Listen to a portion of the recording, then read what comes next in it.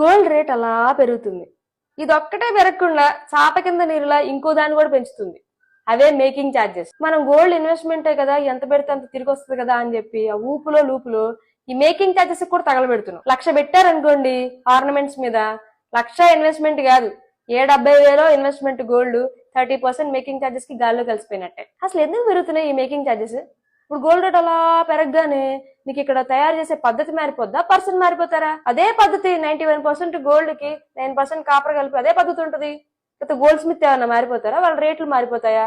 వాళ్ళకి అయ్యే fixed charges ఉంటాయి. నువ్వు బాబు ఎన్ని గ్రాములు గోల్డ్ ఆర్నమెంట్ తయారు చేస్తే నీకు ఎంత ఛార్జెస్ అని చెప్పి. అలాంటిది మనకెందుకు గోల్డ్ రేట్ తో పాటు మేకింగ్ ఛార్జెస్ ఛార్జ్ చేస్తున్నారు? పనిని బట్టి కదా ఉండాలి. I'm not finding any reason on this reason. సరే, అలంకారం కోసం కాదు, ఇన్వెస్ట్మెంట్ కోసం చూసుకుంటే ఈ ఆర్నమెంట్స్ కంటే ఈ గోల్డ్ బిస్కెట్ కాయిన్స్ తీసుకోవడం బెటర్. 2% 3% మేకింగ్ ఛార్జెస్ ఉంటాయి అంతే. దాని రేపొద్దు మీకు ఆర్నమెంట్ కావాలనుకుంటే మీ దగ్గరలో ఉన్న గోల్డ్ స్మిత్ దగ్గరికి వెళ్తే తయారు చేసేసి, మీకు అప్పటికి ట్రస్ట్ లేకపోతే కనుక హాల్ మార్కింగ్ చేయించుకోండి. ఆర్నమెంట్ అయిన తర్వాత హాల్ మార్కింగ్ చేయించుకుంటే రిపోర్ట్ లో వచ్చేస్తుంది ఎంత గోల్డ్ వాడారు, ఎంత ప్యూరిటీ ఉంది అని చెప్పి.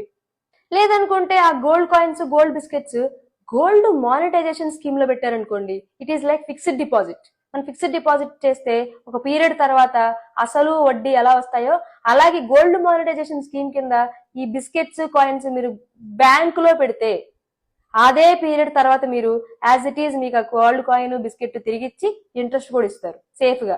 లాకర్ ఛార్జెస్ కూడా ఉండవు హ్యాపీగా. లేదు మాకు బిస్కెట్స్ అయ్యొద్దు, ఆ రోజు రేట్ ఉన్న ప్రైజే కావాలంటే డబ్బులు ఇస్తారు. గోల్డ్ మానిటైజేషన్ స్కీమ్ కింద పెడితే మీకు సర్టిఫికేట్ ఇస్తారు. ఆ సర్టిఫికేట్ పెట్టుకుని మీరు లోన్ కూడా తీసుకోవచ్చు. లేదు ఫిజికల్ గోల్డ్ ఏమొద్దు, నాకేదన్నా డిజిటల్ గోల్డ్ చెప్పు అంటే కనుక సావరెన్ గోల్డ్ బాండ్స్, ఇది అప్పుడప్పుడు ఇష్యూ చేస్తూ ఉంటారు. ఇష్యూ చేసినప్పుడు కొనుక్కోవాలి. లేదా సెకండరీ మార్కెట్ లో కూడా దీన్ని అమ్ముతుంటారు. అంటే ఎవరైనా కొనుక్కున్న వాళ్ళు అలా అమ్మేస్తే మనం కొనుక్కోవచ్చు అనమాట.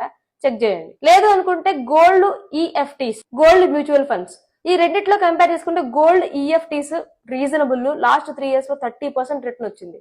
ఈ ఈఎఫ్టీస్ ఏంటి అంటే మనం పెట్టిన ఇన్వెస్ట్మెంట్ ని వాళ్ళు గోల్డ్ మైన్స్ లో, గోల్డ్ ఆర్గనైజేషన్ లో ఇన్వెస్ట్ చేస్తారు. సో గోల్డ్ రేట్ పెరిగిన కొద్దీ మన ఈఎఫ్టీ రేట్ పెరుగుతూ ఉంటుంది. అఫ్ కోర్స్ తగ్గిద్ది అనుకోండి. సో గోల్డ్ మ్యూచువల్ ఫండ్స్ కూడా ఇలాగే వర్క్ చేస్తాయి. బట్ అవి గోల్డ్ మైన్స్ అలా కాకుండా సెలెక్టెడ్ ఆర్గనైజేషన్స్ లో పెడుతూ ఉంటాయి. చూడండి,